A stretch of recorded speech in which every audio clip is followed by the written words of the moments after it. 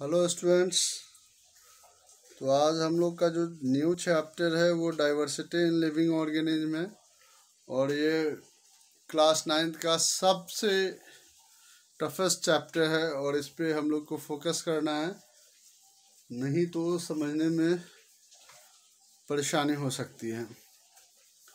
और देखो कि चैप्टर जो है वो हमारा है डाइवर्सिटी इन लिविंग ऑर्गेनिज्म, जो कि थर्ड चैप्टर है 9th का according to the syllabus prescribed by CBSE in 2020-21। तो यहाँ चैप्टर देख पा रहे हैं कि डाइवर्सिटी इन लिविंग ऑर्गेनिज्म, यानी कि लिविंग ऑर्गेनिज्म में जो डिफरेंसेस है, different types of living organism जो अर्थ पे पाए जाते हैं उसको हम लोग कॉमनली क्या बोलते हैं, बायोडाइवर्सिटी। यानी कि कुत्ता, बिल्ली, गाय, भैंस, हाथी, ये अलग अलग तरह के जानवर जो है वो अर्थ पे पाए जाते हैं, हमारे एनवायरनमेंट में पाए जाते हैं, हमारे सराउंडिंग में पाए जाते हैं और उसी को हम लोग डाइवर्सिटी इन लिविंग ऑर्गेनिज्म बोलते हैं या फिर बायोडाइवर्सिटी बोलते हैं। अब देखो कि डिफरेंसेस, अलग अलग तरह के लिविंग ऑर्गेनिज्म है तो इससे क्या बेनिफिट है, यानी कि what are the advantages of biodiversity. तो पहला जो एडवांटेज है वो आइडेंटिफिकेशन, यानी कि वी कैन आइडेंटिफाई एनीवन, यानी कि किसी को अगर आइडेंटिफाई, कुत्ता, बिल्ली, हाथी में वो कुत्ता कौन है अगर ये जानना होगा तो अगर सारे के सारे एक जैसे होंगे तो जानने में और पहचानने में उसको दिक्कत आएगी। तो सारे अलग अलग है तो आइडेंटिफाई जो है हम लोग इजिली कर सकते हैं। तो पहला जो advantage identification. Another advantage is imagination. Imagination what it mean, we can imagine any living organism. जब हम बात करेंगे कैट की तो हमारे माइंड में जो है ब्रेन मैप बनेगा, कैट का स्ट्रक्चर बनेगा, कैट का फिगर बनेगा। एलिफेंट की बात करेंगे तो एलिफेंट का फिगर बनेगा, लेकिन सारे के सारे एक जैसे होते तो बात करते कैट की और समझ में आता रैट। ठीक है, तो ये दूसरा जो है वो इमेजिनेशन हुआ। और थर्ड जो हो गया क्लासिफिकेशन। क्लासिफिकेशन यानी कि ग्रुपिंग करने में आसानी होगा। जैसे कि सीता, गीता, रीता, राम, श्याम, मोहन, तो इसको जो है वो कैटेगराइज करते हैं बॉयज और गर्ल्स के ग्रुप में, जेंडर बेसिस पे। तो ये जो ग्रुपिंग है यानी कि क्लासिफिकेशन है वो किसके कारण कर पाते हैं, बायोडाइवर्सिटी के कारण। अगर ये सारे एक होते तो इसका ग्रुप जो है बनाते ही नहीं। ठीक है, तो ये तीन एडवांटेजेस है, आइडेंटिफिकेशन, इमेजिनेशन एंड क्लासिफिकेशन। अब देखो कि व्हाट इज क्लासिफिकेशन। क्लासिफिकेशन क्या होता है, तो सीधे कह सकते हो grouping of organism on the basis of similarity, on the basis of similarity और dissimilarity।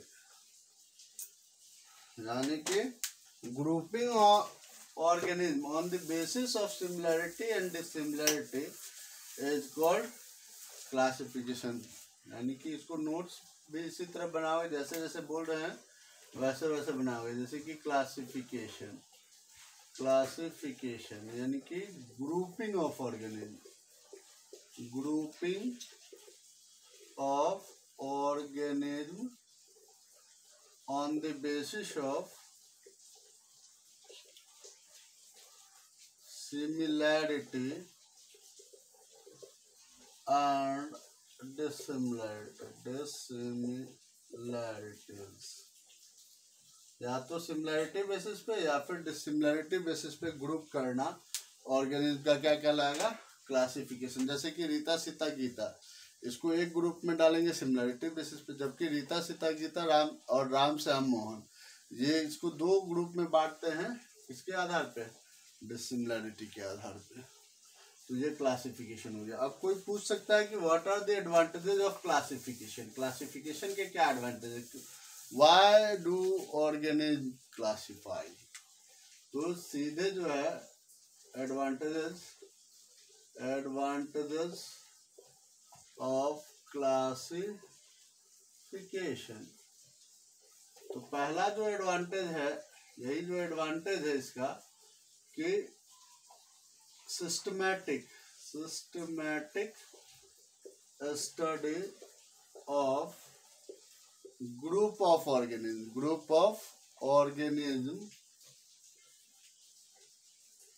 within short period of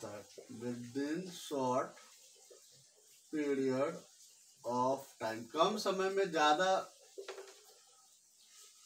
organism और ग्रुप ऑफ ऑर्गेनिज्म की स्टडी करनी है तो उसके लिए क्लासिफिकेशन जरूरी है। जैसे कि किसी क्लास में 20 लड़कियां हैं तो 20 लड़की के कैरेक्टरिस्टिक्स को अगर जानना है तो कम से कम हम 5-7 लड़कियों के सारे कैरेक्टरिस्टिक्स को जान ले तो लगभग सारे का जो है कैरेक्टरिस्टिक एक जैसा होगा, थोड़ा बहुत ही चेंज होगा क्योंकि सारे एक ही ग्रुप से बिलोंग करते हैं। ठीक है, तो ये आसानी होगा कि 50 की स्टडी करनी है, 5 की स्टडी कर ले तो लगभग का स्टडी हो गया। ठीक है, तो ये एडवांटेजेस है। अब देखो इसी के कारण हम लोग क्लासीफाई करते हैं। क्वेश्चन आता है why we have to classify the organism. अब देखो क्लासिफिकेशन जो करते हैं उसका बेस होता है, कुछ न कुछ बेस होगा। Basis of classification, basis of classification के आधार, ऐसे ही नहीं है कि कुछ भी करके जो है क्लासिफाई करते हैं। क्लासिफिकेशन का बेसिस, जैसे कि अगर किसी स्कूल में है तो उसमें स्टूडेंट को क्लासिफाई करना है तो स्टूडेंट को किस किस बेसिस पे क्लासिफाई करेंगे। जैसे कि क्लास बेसिस पे, क्लास 1 के स्टूडेंट, 2 के स्टूडेंट, 3 के स्टूडेंट, 4 के स्टूडेंट, यानी कि क्लास बेसिस पे। फिर क्या हो सकता है, सेक्शन बेसिस पे, यानी कि सेक्शन ए के बच्चे, सेक्शन बी के बच्चे, सेक्शन सी के बच्चे। फिर क्या हो सकता है, जेंडर बेसिस पे, यानी कि बॉयज और गर्ल्स। फिर क्या हो सकता है, मेरिट बेसिस पे, first division, second division, third division और फेल्योर। तो इस तरह से जो है ना ऑर्गेनिज्म का भी क्लासिफिकेशन जो करते हैं उसके बेस है। क्या क्या बेस है, तो पहला है सेल टाइप या nature of cell. Cell type में क्या होगा, या तो ऑर्गेनिज्म प्रोकैरियोटिक नेचर का होगा, प्रोकैरियोटिक, या फिर यूकैरियोटिक नेचर का होगा, यूकैरियोटिक। अब देखो दूसरा जो होगा वो सेल टाइप के बाद जो होगा number of cell. Number of cell में क्या आएगा, सिंगल सेल वाले होंगे तो यूनि सेलुलर, और एक से ज्यादा सेल वाले होंगे तो मल्टी सेलुलर। तो ये दो क्लासिफिकेशन हम देख पा रहे हैं। और इसके बाद जो है क्लासिफिकेशन के बेस तीसरे चौथे भी हैं।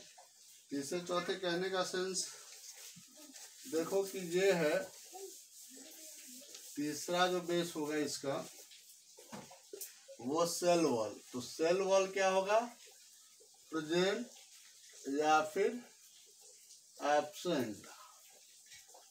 फिर चौथा क्या होगा, mode of nutrition. Mode of nutrition में क्या होगा, ऑटोट्रॉपिक और हेट्रोट्रॉपिक। ठीक है, तो ये सारे बेसिस है क्लासिफिकेशन के। इसके आधार पे पूरे ऑर्गेनिज्म को हम लोग क्लासिफाई करते। तो आज के लिए इतना ही। नेक्स्ट क्लास में नेक्स्ट वीडियो के साथ हम लोग मिलते हैं। Thank you, have a great day to you all.